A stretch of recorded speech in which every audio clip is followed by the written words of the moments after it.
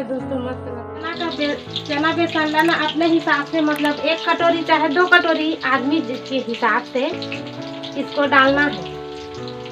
अपना स्वाद अनुसार 1 चुटकी नमक। उसके बाद इसमें थोड़ा थोड़ा पानी डालकर ऐसे मिक्स करना है। तो इसको हाथ से अच्छे से मिक्स करेंगे दोस्तों। उसके बाद फिर बताते हैं आगे का प्रोसेस। तो देखिए दोस्तों, अच्छे से फेंट कर इसको तैयार कर रही है। आटा को क्या पिसाने? चना बेसन। चना बेसन है, चना बेसन से आज ढोकला बनाएगी। तो देखिए दोस्तों, इसमें अभी सोडा दे रही है। अपने हिसाब से दे देना 1 चिमटी, जितना हो सके। अपने जितना ज़्यादा आप बेसन करोगे उतना ज़्यादा सोडा उस अनुसार से देना पड़ेगा आपको। और नींबू काट रही है, नींबू को भी अपने अनुसार से देना दोस्तों, उतना ज़्यादा मत देना। नींबू का रस बेसन में डाल रही है। और उसके बाद इनो 1 पाउच।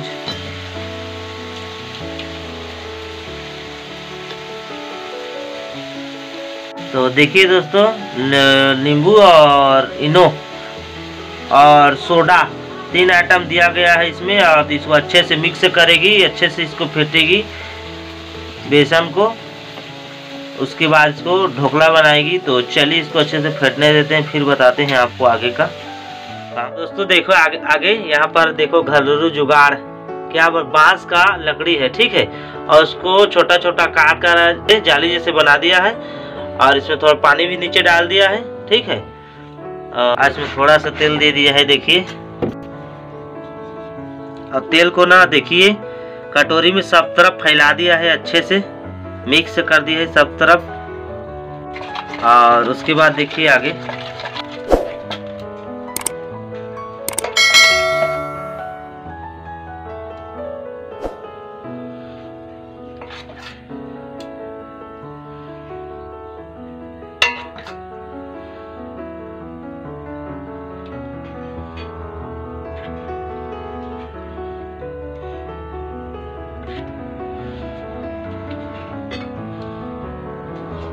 और इसको इसमें चढ़ा दिया है, अंदर में देखिए रख दिया है। और देखिए ऊपर में ढक दिया। 15-20 मिनट में पक जाएगा। आए इसको बोल रही दीदी कम से कम 20 मिनट लगेगा पकने तक, ठीक है। तो वेट करते हैं हम। 1 चम्मच तेल और उसके बाद हल्का से जीरा और सरसों का फोरन। सरसों का फोरन, इसको चटनी बनाना पड़ता है दोस्तों। उसके बाद लहसुन और हरा मिर्चा और थोड़ा सी हल्दी।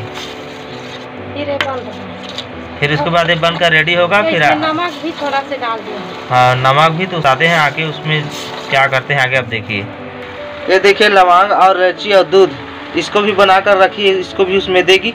तो अब आगे आपको देखने को तो मिल जाएगा ही, आप देखते रहिए वीडियो को, पता चल जाएगा। ये देखिए दोस्तों, ये पक कर रेडी हो गया है। ये देखिए चेक करने का तरीका देखा, ऐसे करके आप चेक कर सकते हो।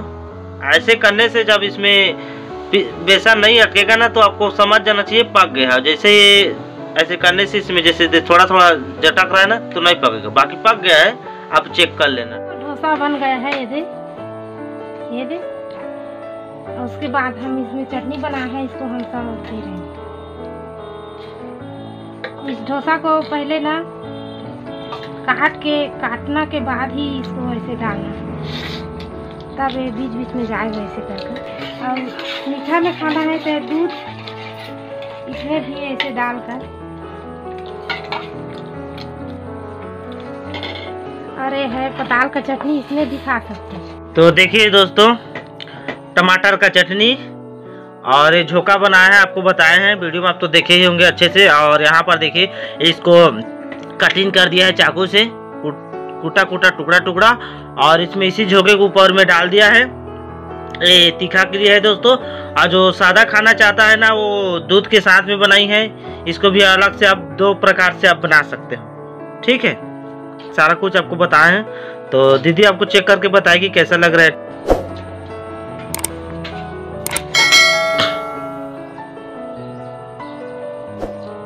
अच्छा है दोस्तों, मस्त लग रहा है। तो अच्छा लग रहा है बोल रहा है दोस्तों। तो आप भी ट्राई करना और बनाना। तो थोड़ा बातचीत में गड़बड़ी हो जाता है दोस्तों, उसको ध्यान मत देना, बाकी अच्छे से बारीकी से आप लोग देखना, ये मीठा वाला। ठीक है। और डोसा को तैयार करना। कैसा लगा रेसिपी आज का डोसा, तो प्लीज कमेंट बॉक्स में कमेंट करना।